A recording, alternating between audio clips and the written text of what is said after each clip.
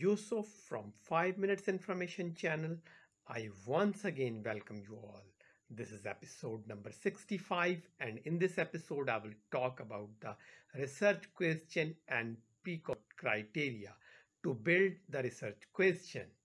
Viewer guidance notes of this video lecture available on the link of this video description. This video is helpful for the early career researcher, scholar, students, those who are involved in a or conducting in a research, especially in the field of medical sciences, nursing, epidemiology, and health sciences. Video is also helpful for the medical librarians and to build the search strategy and literature searching support to the medical library user. In this video, I will talk about the two important questions. Question number 1. What are the background question and foreground question? Point number 2. What is the PICO criteria for the evidence-based research question? Come to the point number 1. What is a background question? General information specify the starting point and the outcomes about the journal or clinical issues are known as a journal question. For example, what, why, where, which, and how. These questions answers are generally found on the books or the reference books. And number 2. Foreground question. Foreground question are the focus on specific knowledge. Answer get from the scientific or evidence base about the diagnosis, treatment, and assisting the patient with understanding and their prognosis. Answer of these questions are found from the literature, not from the journal books. Now come to the point number 2. What is a PICO criteria for the evidence-based research question? PICO criteria tend to be used to frame a question used in an evidence-based study, such as a medical, nursing, or life sciences or health sciences study. Such research question may focus on assessment or evaluation of patient population or problem, as well as what may be cause factor with control and experiment groups. PICO is stand for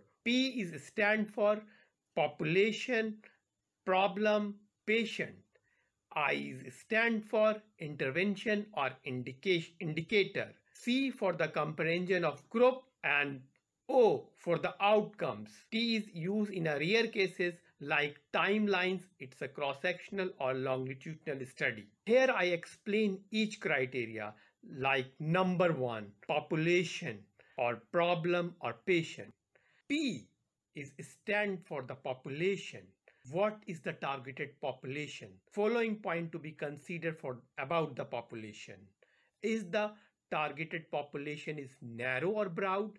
Is the targeted population is a vulnerable?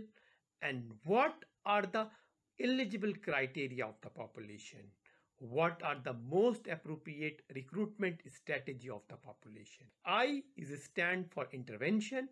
And what is the intervention? Like treatment, diagnostic test, or procedure. And following point should be considered about the intervention.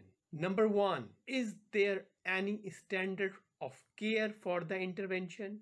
Number 2, is the intervention is the most appropriate for the study design? Number 3, is there a need for the standardizing the intervention? And number 4, what are the potential side effects of the intervention? Point number 5, will the potential side effect be recorded? And point number 6, if there is no intervention, what is the exposure? Following point should be considered at the compare or comparator. How has control intervention been chosen? Number 1, are there any ethical concern related to the use of placebo? Has the sham intervention been considered?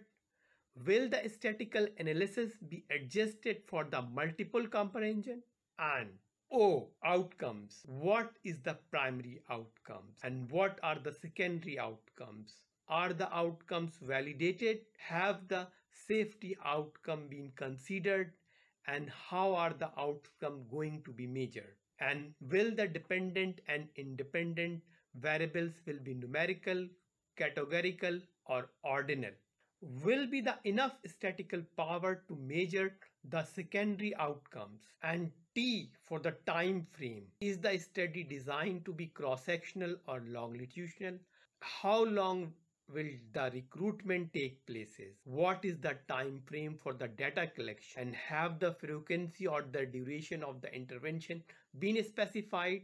And how often will outcome be measured? And what strategy will be used for the prevention of the disease dropout? Here I do an example of the PICO questionnaire criteria, like old age chain smoker has high risk of lungs cancer rather than old age non-smoker. In this statement, problem patient or population is the old age people, and intervention and indicator is smoking. Comparison is the smoker versus non-smokers.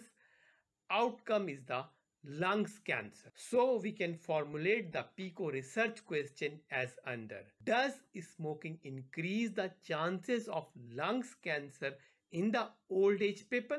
Similarly, other example from the social science subject like library and information science. Use of artificial intelligence in library improve the skill of librarians and their digital literacy. In this problem statement, problem population or the patient is librarian, intervention is artificial intelligence, and comparison with the digital literacy. Comparison is the skill set of librarian and digital literacy. Outcome is the improve the skill sets of the librarian. So we can make the research question as under: does artificial intelligence improve the skill set of the librarian and their digital literacy? I hope viewer you understand and learn the methods and construction of evidence-based question of PICO criteria. Here I conclude the episode number 65. I will back soon with another informative episode. So stay tuned with the 5 Minutes Information channel, and please don't forget subscribe my channel, like and comments on my video. Thanks for watching till the end.